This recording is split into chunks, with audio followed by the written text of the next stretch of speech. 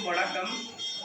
உள்குள நாட்டிலே மகா புகழாக விளங்குகின்ற மருதமலை அருள்மிகு சுப்பிரமணிய சுவாமி திருக்கோவில் பல வரலாற்று சிறப்புமிக்க திருக்கோவிலிலே ஆண்டுதோறும் பல மக்கள், பல நாட்டு மக்களும் வந்து செல்கின்றார்கள், வெளிநாட்டு மக்களும் வந்து செல்கின்றார்கள். தற்போது ஐயப்ப சுவாமி மேல்மருவத்தூர் ஆதிபராசக்தி பக்தர்களின் சீசன் கூட்டமானது அதிகரித்து வருவதால் கால பூஜை காலங்களில் மற்றும் அர்ச்சனை செய்யும் வேளையிலே நித்திய பூஜை வழிபாட்டுகளிலே இடையூறு இல்லாமல் இருப்பதற்காக அந்த வேளைகளில் மட்டும் நாங்கள் அமைதியாக இருக்கும்படி ஐயப்ப பக்தர்களையும் மேல்மருவத்தூர் பக்தர்களையும் நாங்கள் அமைதிப்படுத்துகின்றோம். மேலும் அரோகரா கோஷத்திற்கு நாங்கள் எதிர்ப்பாக எதுவும் சொல்லவில்லை. அந்த வேளையில் மட்டும்தான் நாங்கள் அதை அமைதியாக இருந்து வழிபாட்டை செய்யுங்கள், நிறைவாக செல்லுங்கள் என்று சொல்லுவோம். இதற்கு எதிர்ப்பாக எந்த ஒரு நிகழ்வும் நடைபெறவில்லை என்பதை தெரிவித்துக் கொள்கின்றோம். அடியேன் மருதமலை ஓதுவார் ஆனந்த சிவம் பேசுகின்றேன். இது தன்னிலை விளக்கமாக கொடுக்கின்றோம்.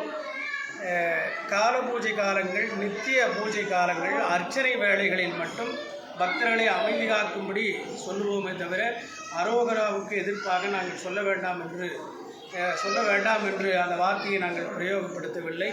ஆகையினாலே இதை நாங்கள் தாழ்மையுடன் தெரிவித்துக் கொள்கின்றோம். இப்பொழுது நம்மளது அடுத்த ஓதுவார் அவர்கள். அனைவருக்கும் வணக்கம். அடியேன் ஞான சம்பந்தன் மருதமலை அருள்மிகு சுப்பிரமணிய சுவாமி திருக்கோவிலிலே 2.5 ஆண்டுகளாக ஓதுவாமூர்த்தியாக பணி செய்து வருகின்றேன். நித்தியப்படி 5 கால பூஜைகள் மிக சிறப்பாக மருதமலையிலே நடைபெற்று கொண்டிருக்கின்றது.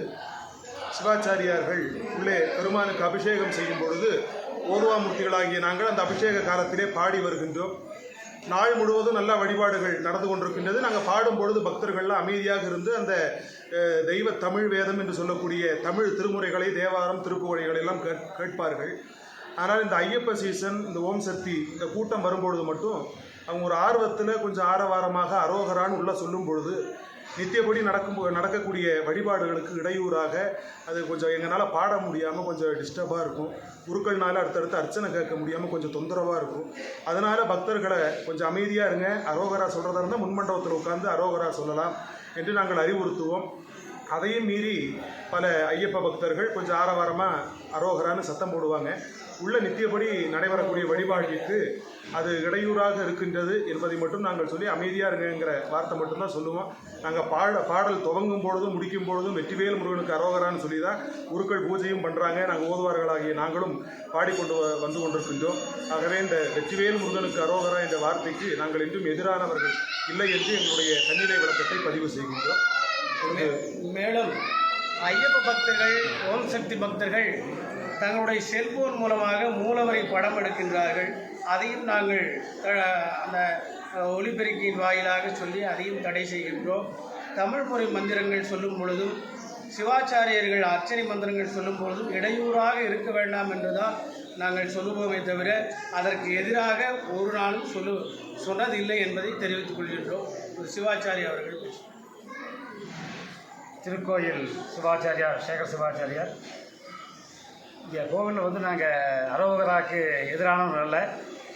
இந்த கோவிலில் வந்து நாங்கள் கால பூஜைகளாகட்டும், சங்கல்ப பூஜைகளாகட்டும், இந்த திருமுறை ஓதும்போதும் இந்த அரோகரா வந்து நாங்கள் சொல்கிறதுக்கு நாங்கள் எந்த விதமாகவும் நாங்கள் எதிர்ப்பு தெரிவிக்கிறதில்ல.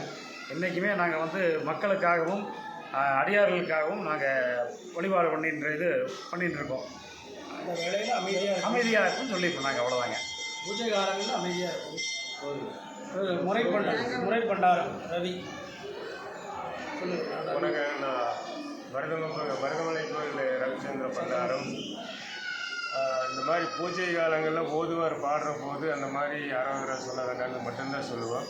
2வது பூஜை காலத்தில் அங்கே பூஜை அர்ச்சனை நடக்கிற போது அப்போ அரோகரா சொல்ல வேண்டாம்னு சொல்லுவோம். மற்ற நேரத்துலலாம் சொல்ல வேண்டாம்னு சொல்ல மாட்டோம்.